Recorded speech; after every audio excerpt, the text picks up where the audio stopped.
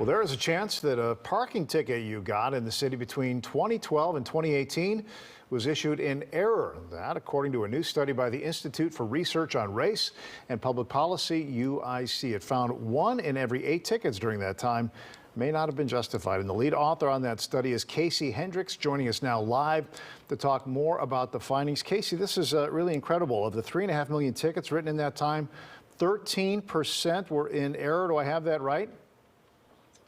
That's correct. That's correct. Tell me how these tickets were in error and how did you figure it out? Yeah, so, anybody who spends a significant amount of time in Chicago is going to come across these news stories about how someone was ticketed under false pretenses, stories about how, someone got a snow route ticket in the middle of June, or how they got a no-loop parking ticket whenever they were parked as far away as Dunning or Auburn Gresham.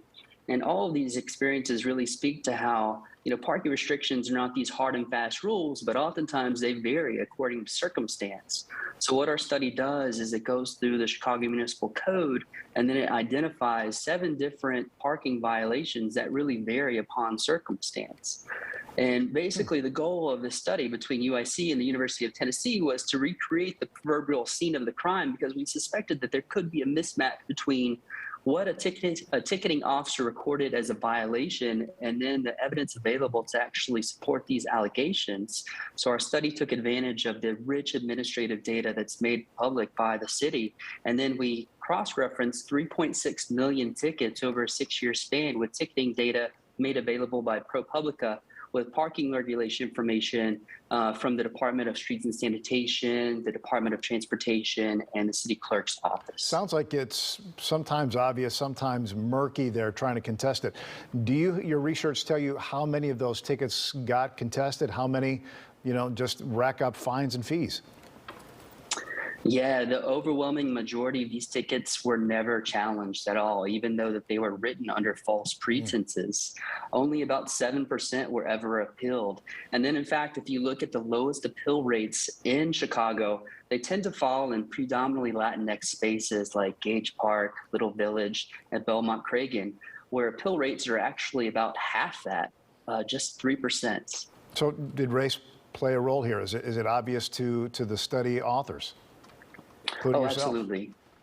Yeah, so when you look at the consequences of these erroneous tickets, this is where you really see how they can be devastating to people of color and the poor, but especially poor people of color.